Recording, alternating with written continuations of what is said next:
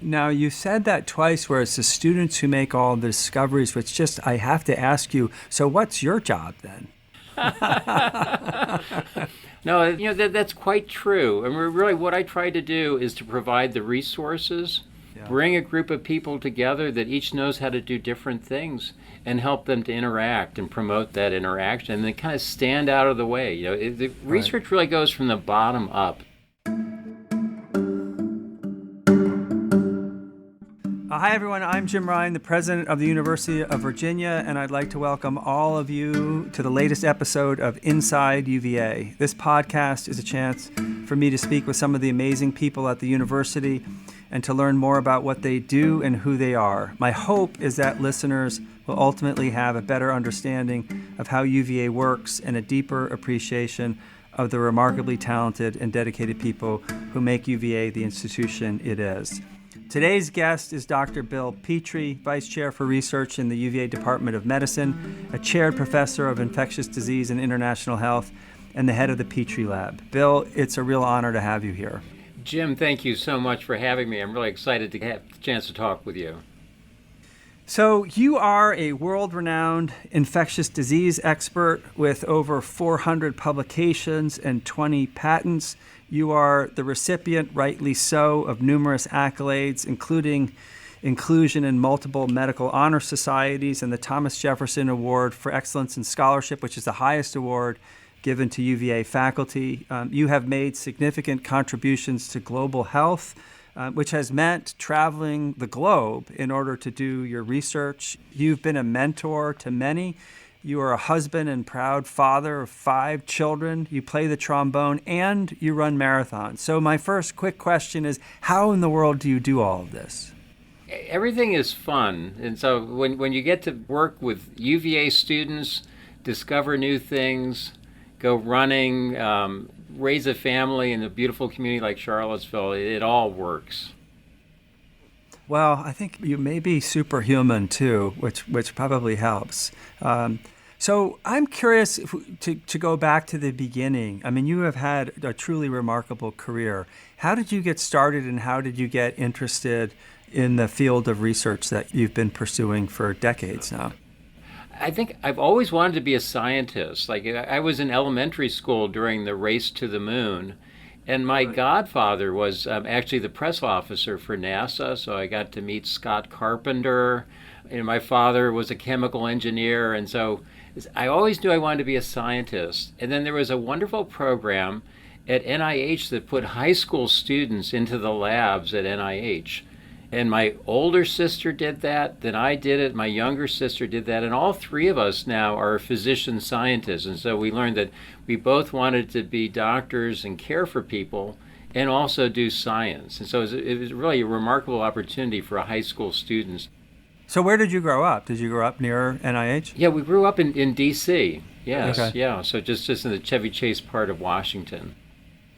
And then how about your particular field? I mean, you could have studied any number of things. How did you get interested in the topics that you study? Well, in medical school, one of my professors was Dick Garant, who's still here on faculty. And Dick lectured us as first-year medical students about how important infectious diseases were in low and middle income countries, and I was sold on the spot, and I'm still doing what he told us about 40 years ago. And it's been an interesting field to be in lately. For sure. Yeah, it's been very fulfilling to be able to try to contribute something back with the pandemic. Yeah, I want to come back to that. But first I'm curious, a lot of folks I've had on this podcast, I've asked them what led them to UVA. I want to ask you a slightly different question. I mean, you have spent essentially your entire professional career here and have been a professor for more than 3 decades. What's kept you here? Jim, it's the students. And I don't know that people outside of science understand that all of the discoveries that are made by students, and whether that's UVA undergraduates, since our medical school is part of the grounds, it's easy for them to work in the lab, graduate students, MD fellows, they're the ones that are making the discoveries, and that is like so fun because I'm learning new things, and at the same time, it's creating careers and building, young people's futures, and then to be able to follow their success, over 30 years, and see them be their own person in science and medicine. And what are you working on in the Petri lab right now? Well, we have a big effort on making vaccines. And so that includes work on an intranasal vaccine for COVID-19. We're actually in trials in non-human primates of an amoebiasis vaccine, which is the parasite that I first started working on 30 years ago at UVA. And then we're actually working on a vaccine against another parasite that's important in children in low-income countries called cryptosporidiosis. And your work on COVID, you pivoted a bit to focus on COVID when the pandemic hit. And can you talk a little bit about what that looked like? Sure. What was clear here, like by February of 2020, was that COVID was coming to Charlottesville, that it was inevitable. And we were able to set up a study before the first patient ever arrived at UVA Hospital where we could collect every discarded clinical sample from a COVID patient. And when we get like your blood drawn for a complete blood count, for example, there's always a little bit left over. And so those discarded samples, we established a biorepository. So we could look at how is the immune response different in someone who does well during their hospitalization or who goes on and requires mechanical ventilation. And that was a technician in my lab, Mary Young, who came in every day during the lockdown and went over to the clinical lab and collected these discarded samples.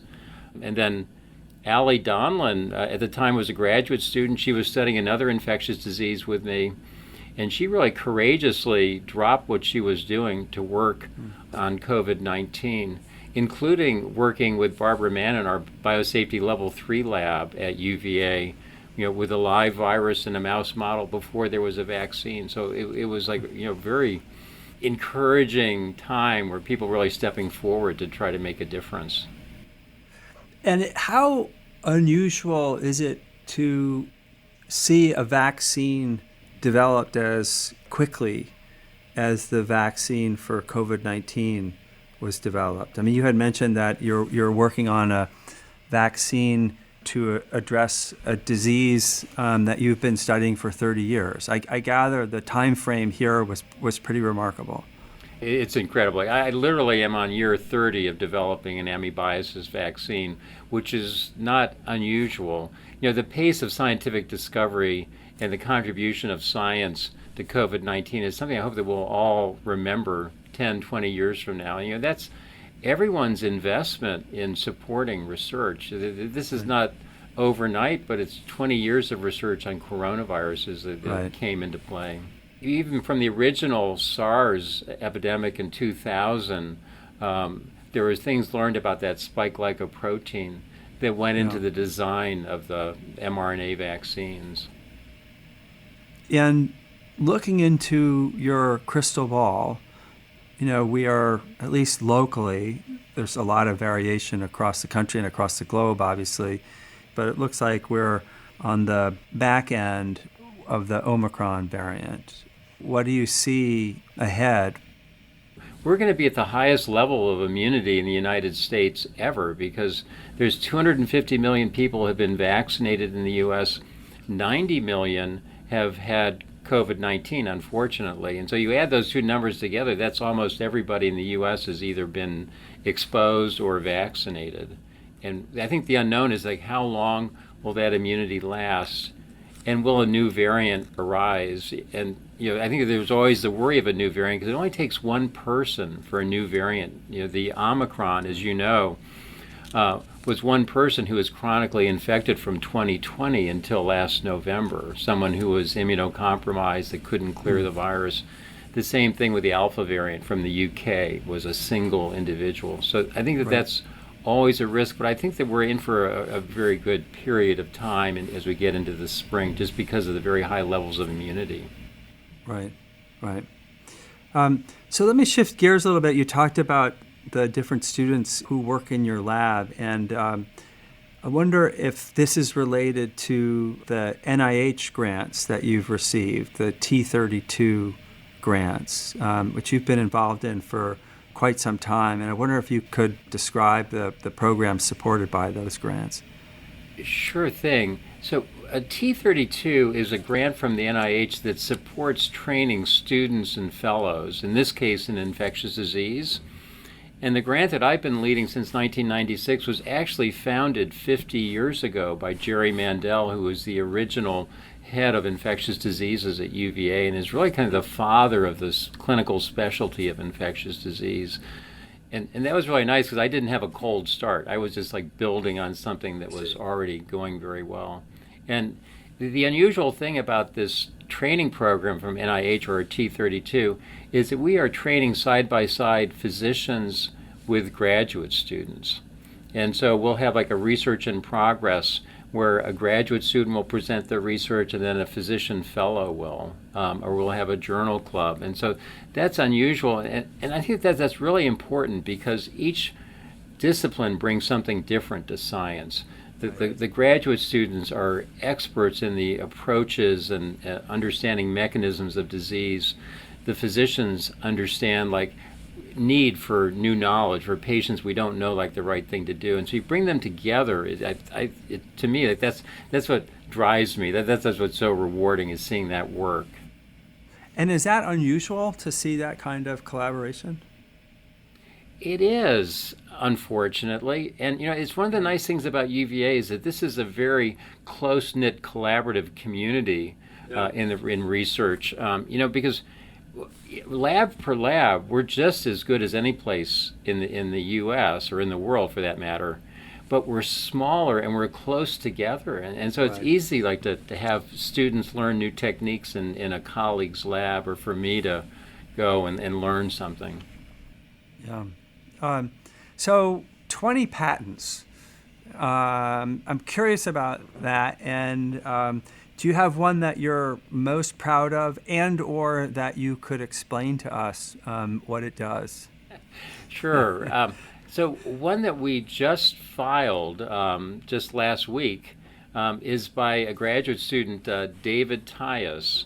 And this is a good example of the way things work. So David is a neuroscience graduate student, came to do his PhD with me because he thought that there's ways that the nervous system connects with the immune system, and that's going to affect susceptibility to infection. And so one of the infections we study is called C. difficile, and David has discovered that the peripheral nervous system is very important in susceptibility, and he's found a single drug that blocks a receptor of the nervous system that can protect against C. difficile. So it's a neat thing because it's very, very basic neuroscience applied to an infectious disease that potentially leads to a new therapy. And most importantly, this is completely David's idea, and this is typical of what goes on in the labs. It's the students and the fellows that come up with the good ideas and the new discoveries. So, Bill, you have a gift of being able to translate scientific concepts into language that the rest of us who are not trained scientists can understand. I can see why the Daily Progress has asked you to respond to readers' questions about the pandemic. How hard is it to do? That is, to translate scientific research into language that non-experts can understand, and how important is it that someone tries to do this? Well, in a way it's hard, in a way it's easy. It's easy in that I can understand the science much better than the average person in Charlottesville. Right.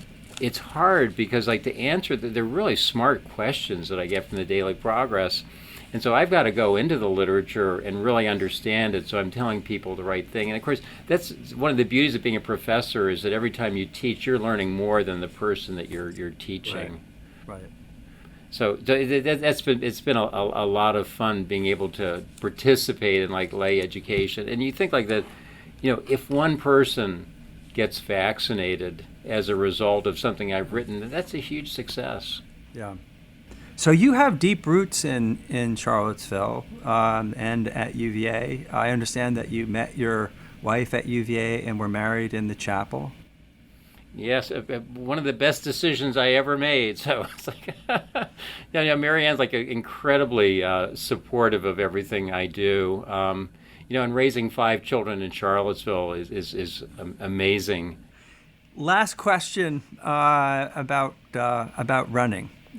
So talk to us a little bit about your interest in marathoning, why you run, and what's your favorite spot to run in Charlottesville. Well, as you know, Jim, we all benefit from having Mark Lorenzoni here and the community Absolutely. of runners that he's built. I've gone through the entire COVID with a dear group of friends that we all run together from Greenberries. We have coffee socially distanced outside like 6 days a week, graduate students, professors, community people. And so I can't overestimate like the importance of that friendship through running. And to answer your question, my favorite place is out of Green Springs, which is like, this historically preserved 1,000 acres with these beautiful farms, and you can run for literally 4 hours and never pass a car. Just gorgeous out there. Right. In all the places I have run, I have yet to get out to Green Springs. But I'm gonna put it on my list. Oh, please, yeah. Let me know when you're there. We'll join you. We won't be able to keep up with you, but we'll join you. I don't know about that. Well, Dr. Petri, thank you so much for your time. It's really been a total pleasure to speak with you. Thank you for leading us through COVID-19. Oh, well, it was a team effort for sure. Thank you for your help.